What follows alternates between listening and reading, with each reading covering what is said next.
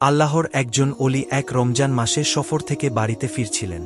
এমন সময় রাস্তায় ইফতারের সময় হয়ে গেলে তিনি তাড়াহুড়ো করে একটি বাড়িতে গিয়ে উঠলেন এবং একজন সুন্দরী মেয়েকে দেখে তাকে সালাম দিয়ে বললেন, হে বোন, আমি একজন রোজাদার। ভ্রমণ থেকে বাড়িতে ফিরছিলাম। পথের মাঝেই ইফতারের সময় হয়ে গেল, কিন্তু আমার ইফতার করার মতো এক ফোঁটা পানিও নেই। দয়া করে আমাকে একটু পানি দিন যাতে রোজাটা ভাঙতে পারি। এটা শুনে মেয়েটি বলল, আপনি ঘরের ভিতরে আসুন, আমি ব্যবস্থা করে দিচ্ছি। এরপর অল্প সময়ের মধ্যেই মেয়েটি বিভিন্ন ধরনের খাবারের ব্যবস্থা করে আল্লাহর অলির জন্য ইফতারের আয়োজন করল। তখন আল্লাহর অলি মহান রবের শুকরিয়া আদায় করে ইফতার করতে শুরু করলেন। কিন্তু তিনি জানতেন না যে এই মেয়েটি শহরের প্রসিদ্ধ একজন বেশ্যা। তার আসল নাম ছিল লায়লা, আর মানুষরা তাকে রাতের রানী বলে ডাকত। অতঃপর পরের দিন যখন আল্লাহর ওয়ালি ঘুমাচ্ছিলেন, তখন তিনি স্বপ্নে দেখলেন সাদা পোশাক পরিহিত একজন ব্যক্তি এসে বলছেন, হে আল্লাহর বান্দা, তুমি একজন মুমিন হয়ে কিভাবে একজন বেশ্যার বাড়িতে গিয়ে ইফতার করলে? এটা শুনে আল্লাহর ওয়ালি স্তব্ধ হয়ে গেলেন এবং বললেন, আমি তো জানতাম না সেই মেয়েটি খারাপ চরিত্রের মানুষ। যদি জানতাম তাহলে কখনো তার বাড়িতে যেতাম না। তখন লোকটি বললেন, যেহেতু মেয়েটি তোমাকে খাবার দিয়ে এহসান করেছে, তাই তুমিও তার উপর এহসান করো। যেভাবেই হোক তাকে খারাপ রাস্তা থেকে ভালো রাস্তার দিকে নিয়ে আসো। তখন স্বপ্নের মধ্যেই আল্লাহর ওয়ালি বললেন, এটা কি চাইলেই সম্ভব হবে? সে যদি একজন প্রসিদ্ধ দেহ ব্যবসায়ী হয়, তাহলে অবশ্যই শহরের ধনী মানুষেরা তার সাথে রাত কাটানোর জন্য যায়। সে কি তার সেই পাপের রাজ্য ছেড়ে ফিরে আসতে চাইবে? তখন লোকটি খানিকটা রাগ দেখিয়ে বলল, সে পাপের রাজ্যে আছে বলে ভালো হতে চাইবে না, এটা তুমি কিভাবে জানলে? তাকে কি তুমি কখনো ভালো হওয়ার সুযোগ করে দিয়ে দেখেছ? এটা শুনে আল্লাহর ওয়ালি চুপ হয়ে গেলেন। অতঃপর পরের দিন তিনি আবারও সেই লায়লার কাছে গেলেন। তখন লায়লা আল্লাহর অলির চেহারা দেখেই চিনতে পেরে সে কিছুটা অপ্রস্তুত হয়ে গেল।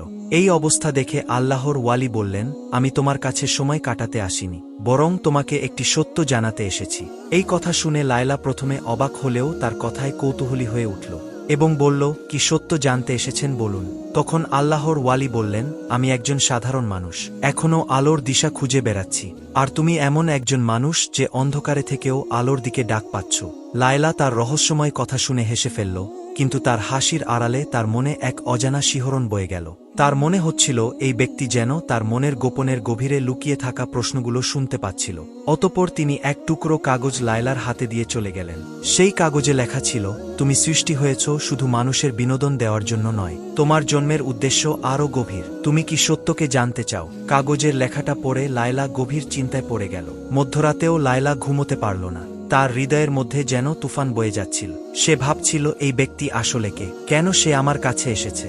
অতঃপর পরের দিন লায়লা সেই লোকের সন্ধানে বের হয়ে গেল, কিন্তু বহু খোঁজাখুঁজির পরেও তার কোনো সন্ধান পেল না। অবশেষে লায়লা শহরের হাকিমের কাছে উপস্থিত হয়ে সেই পথিক সম্পর্কে তথ্য জানতে চাইল।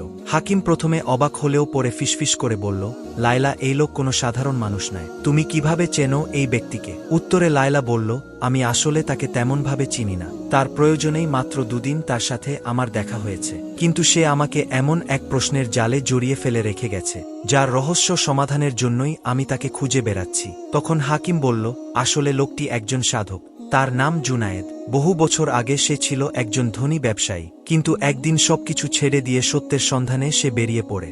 সে শুধু তাদের কাছেই যায় যাদের জন্য স্বয়ং আল্লাহর কোনো পরিকল্পনা থাকে। এটা শুনে লায়লার হৃদয় কেঁপে উঠল। সে বিশ্বাস করতে পারছিল না যে তার মতো একজন নষ্ট নারীর জন্য আল্লাহর কোনো পরিকল্পনা থাকতে পারে। অতঃপর লায়লা হাকিমের কাছ থেকে আল্লাহর অলির বাড়ির সন্ধান নিয়ে সেদিকে রওনা হয়ে গেল। এদিকে আল্লাহর ওয়ালি একটি মসজিদে বসা ছিলেন। তিনি লায়লাকে আসতে দেখে সীমাহীন খুশি হলেন এবং কোমল কণ্ঠে বললেন, তুমি এসেছ তাহলে? আমার বিশ্বাস ছিল তুমি আসবে। তখন লায়লা শুকনো গলায় বলল, আপনি আমাকে এই প্রশ্নগুলোর সামনে দাঁড় করিয়ে দিলেন কেন? এটা শুনে আল্লাহর ওয়ালি হেসে বললেন, কারণ তুমি জানো তুমি শুধু এক রাতের সৌন্দর্য হওয়ার জন্য জন্মাওনি, বরং আল্লাহ তাআলা তোমাকে সৃষ্টি করেছেন ঘরের রানী হিসেবে। এই কথাগুলো যেন লায়লার হৃদয় কাঁপিয়ে দিল। তখন আল্লাহর অলি আবারও বললেন, আচ্ছা লায়লা, তুমি এই ঘৃণ্য কাজে কিভাবে জড়িয়ে গেলে? একবারও কি নিজের আত্মসম্মানের কথা চিন্তা করলে না? এই কথা শুনে লায়লার ভিতরটা কান্নায় ফেটে যাচ্ছিল। সে কেঁদে কেঁদে বলল, কোনো মেয়ে স্বেচ্ছায় নিজের সম্মান বিলিয়ে দেয় না, পরিস্থিতি তাকে বাধ্য করে এই কাজে নিয়ে আসে। আমি ছোটবেলায় দুর্ভাগ্যবশত আমার মা বাবাকে হারিয়ে ফেলি। তারপর একজন ব্যবসায়ী আমাকে দত্তক নেয়, কিন্তু কিছুদিন পর সে আমার সাথে বিশ্বাসঘাতকতা করে এবং একটি পতিতালয়ে চড়া দামে বিক্রি করে দেয়। তারপর থেকে আমি একজন পতিতা লাইনের কথা শেষ না হতেই হঠাৎ তাদের কাছে দুইজন অস্ত্রধারী লোক ছুটে এলো। তারা এসে বলল, লায়লা তার পুরনো জীবনেই থাকবে।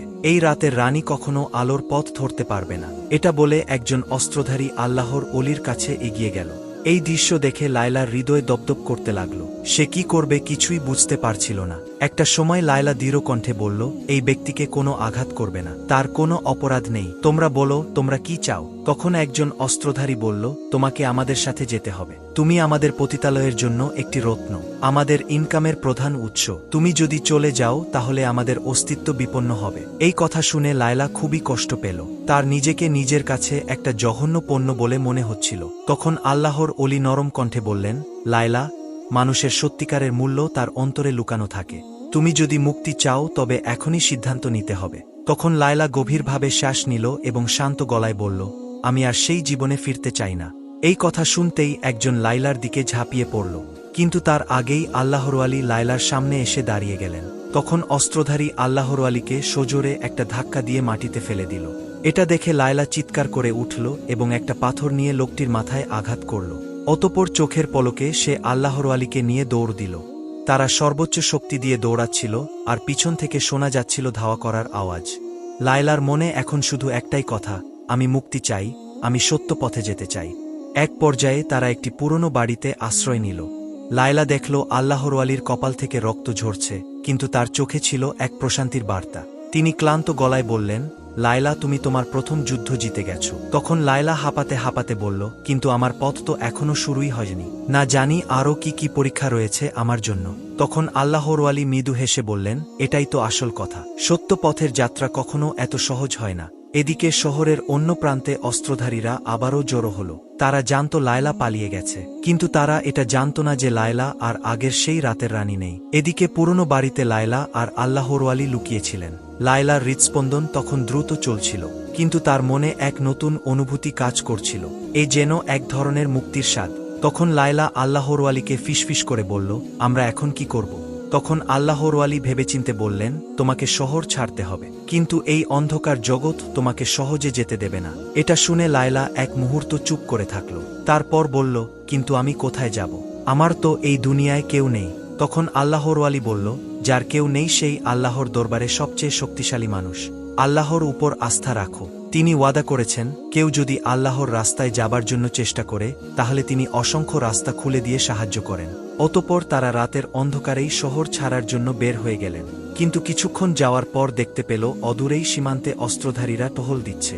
এই দৃশ্য দেখে লায়লা এক গভীর শ্বাস নিল। তখন আল্লাহর ওয়ালি অভয় দিয়ে বললেন, ভয়ের কিছু নেই। শহরের একটি গোপন সুড়ঙ্গ পথ রয়েছে যা অনেক পুরনো, তার ব্যাপারে কেবলমাত্র কিছু অভিজ্ঞ লোকই জানে। আমরা সেই পথ দিয়ে পালাবো, তুমি অযথা ভয় পেও না। তখন লায়লা মুচকি হেসে বলল, কিসের ভয়? আপনি যেহেতু সাথে আছেন তাই ভয় পাওয়ার কিছুই নেই। তবে যেভাবেই হোক আমি মুক্তি চাই। অতঃপর তারা সুড়ঙ্গ পথ দিয়ে চলতে লাগলেন। কিছুক্ষণ যাওয়ার পর হঠাৎ পেছন থেকে পায়ের শব্দ শোনা গেল। অস্ত্রধারীদের কেউ হয়তো পিছু নিয়েছে। আল্লাহর ওয়ালি তখন লায়লার দিকে তাকিয়ে বললেন, এখনো তোমার উপরেই নির্ভর করছে লায়লা, তুমি কি সত্যের পথে এগোবে নাকি অন্ধকারেই ফিরে যাবে? তখন লায়লা এক মুহূর্তের জন্য চোখ বন্ধ করে বলল, আমি আলো চাই, আমি অন্ধকারে যেতে চাই না। লায়লা কিছুক্ষণ চুপ থেকে আবারও ফিসফিস করে বলল, আমরা কি তাহলে ধরা পড়ব? তখন আল্লাহর ওয়ালি শান্ত গলায় বললেন, সত্যের পথ কখনোই সহজ হয় না, কিন্তু যারা আল্লাহর উপর ভরসা রাখে তারা কখনো হেরে যায় না। এভাবে চলতে চলতে সুড়ঙ্গপথের ওই পাশে গিয়ে দেখল সামনেই রয়েছে একটি লোহার দরজা যা কেবলমাত্র বাহির থেকে খোলা যায়। এটা দেখে লায়লা নিরাশ হয়ে বলল, এখন কি হবে? পিছন থেকে অস্ত্রধারীদের পায়ের শব্দ আসছে। তখন আল্লাহর ওয়ালি আল্লাহর কাছে প্রার্থনা করে ধীরে ধীরে দরজার একটি অংশে বিসমিল্লাহ বলে ধাক্কা দিলেন। সঙ্গে সঙ্গে দরজার একপাশ খুলে গেল। দেরি না করে মুহূর্তেই তারা আলহামদুলিল্লাহ বলে গেটের বাইরে বেরিয়ে আসলেন। তখন লায়লার হৃদয়ে একটি কথাই শুধু মনে হচ্ছিল, আল্লাহ বলেছেন, যারা আমার পথে সংগ্রাম করে আমি অবশ্যই তাদের জন্য আমার পথ খুলে দেই। অতঃপর তারা ক্লান্ত শরীরে মরুভূমির পথে দৌড়াতে লাগলেন। আর একটু সামনে গেলেই হয়তো তারা শত্রুদের নাগালের বাইরে চলে যাবেন। এমন সময় লায়লা পিছন থেকে একটা আওয়াজ শুনতে পেয়ে পিছনে তাকিয়ে দেখতে পেল অস্ত্রধারীদের একটা তীর আল্লাহর ওয়ালির দিকে ছুটে আসছে। লায়লা তখন নিজের শরীরটা তার সামনে নিয়ে তিনি নিজের শরীরে তীরটি নিয়ে নিল। ফলে লায়লা মাটিতে লুটিয়ে পড়ল। আল্লাহর ওয়ালি তার দিকে তাকিয়ে দেখল রক্তে লায়লার জামাকাপড় ভিজে গেছে, কিন্তু তবুও লায়লার চোখে মুখে ছিল এক প্রশান্তির হাসি। সে বলছিল, আমি এখন মুক্ত, আমি অন্ধকার থেকে বেরিয়ে এসেছি। ঠিক তখনই মরুভূমির গভীর থেকে কয়েকজন রহস্যময় মানুষ এসে হাজির হল। তাদের একজন আল্লাহর ওয়ালির কাঁধে হাত রেখে বলল, তোমরা সত্যের পথের যাত্রী, তাই আল্লাহ তাআলা আমাদেরকে পাঠিয়েছেন তোমাদের সাহায্য করার জন্য। অতঃপর তারা লায়লাকে একটি উটের পিঠে বসিয়ে দিল। তখন আল্লাহর ওয়ালি অবাক হয়ে তাকিয়ে বললেন, তোমরা কে? উত্তরে একজন বলল, আমরা সেই পথিক যারা আলোর দিশা খুঁজে বেড়াই, এবং আজ থেকে লায়লাও আমাদের একজন। এদিকে অস্ত্রধারীরা দূর থেকে সেই অদ্ভুত দৃশ্য দেখে তারা দাঁড়িয়ে গেল। তারা আর এগিয়ে যেতে সাহস করল না। অতঃপর 3 দিন 3 রাত ধরে চলার পর তারা একটি ছোট্ট গ্রামে গিয়ে উপস্থিত হলেন।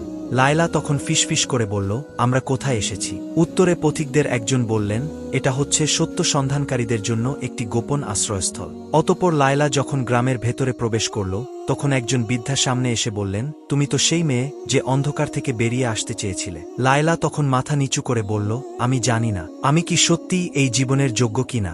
তখন বৃদ্ধা হেসে বললেন, আল্লাহর রহমত সব পাপের চেয়েও বড়, তুমি শুধু শুরু করো। অতঃপর লায়লা সেখানে নতুনভাবে জীবন শুরু করল। তিনি আল্লাহর বাণী শেখা আরম্ভ করল।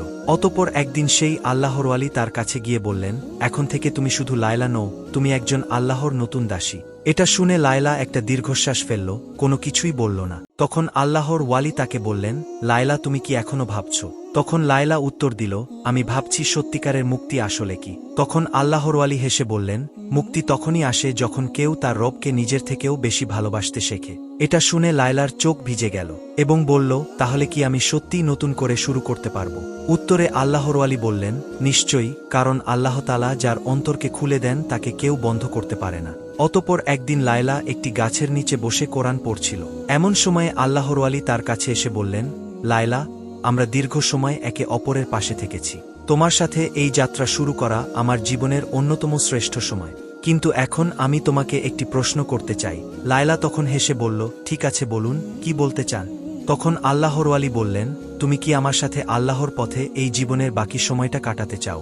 এই কথা শুনে লায়লার চোখে পানি টলমল করতে লাগল।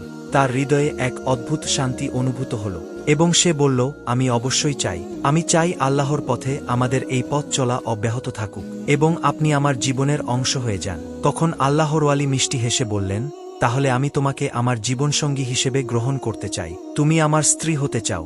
এটা শুনে লায়লা আবেগাপ্লুত হয়ে পড়ল।